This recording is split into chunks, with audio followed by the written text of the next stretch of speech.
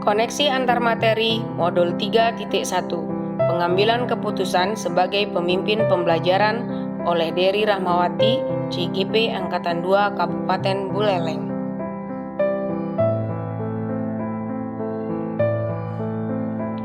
Sekolah sebagai lembaga pendidikan berperan penting dalam upaya meningkatkan sumber daya manusia yang di dalamnya terdapat kegiatan proses belajar mengajar yang teratur dan terencana dengan baik.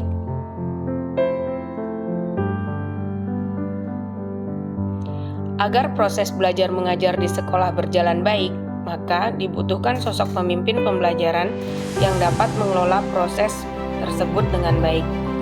Siapakah pemimpin yang dimaksud tersebut?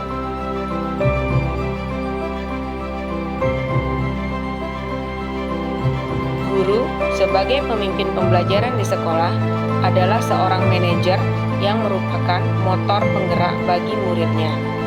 Guru sebagai pemimpin pembelajaran perlu melakukan langkah-langkah pengambilan keputusan dalam menentukan pembelajaran yang berpihak pada anak.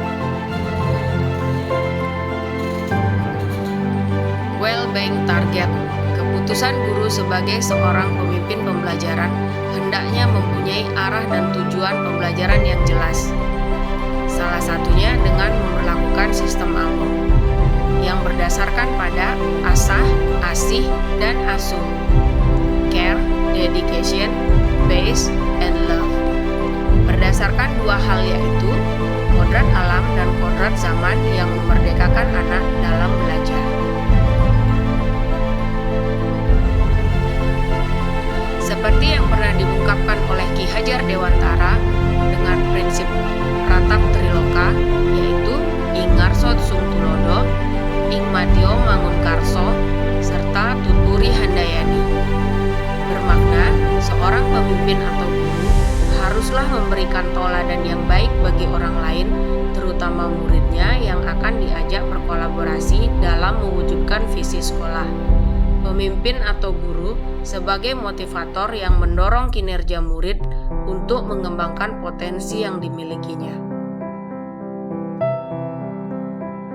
Nilai guru penggerak sebagai pengambil keputusan.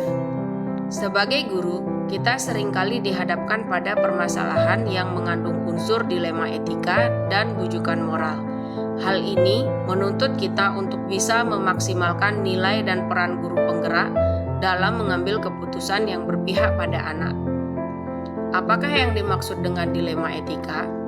Dilema etika adalah situasi di mana seseorang harus memilih salah satu dari dua pilihan yang secara moral sama-sama benar namun bertentangan.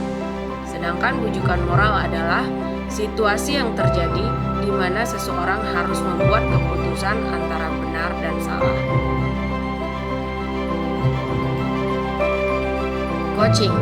Coaching merupakan teknik yang di dalamnya dapat menggunakan model TIRTA.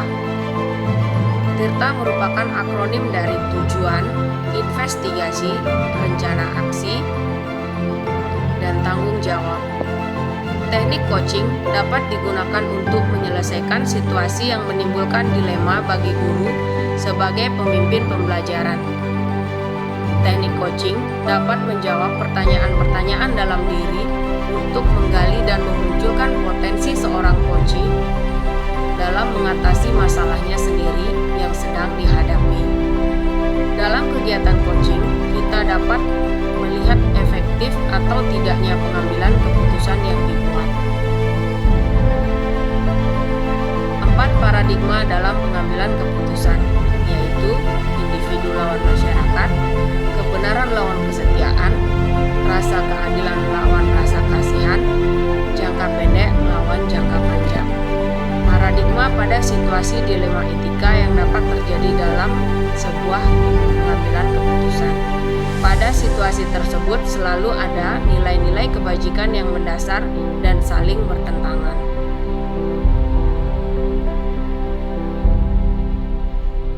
Untuk menentukan arah dan tujuan pembelajaran, perlu adanya pengambilan keputusan yang tepat dalam lingkungan yang positif, kondusif, aman, dan nyaman.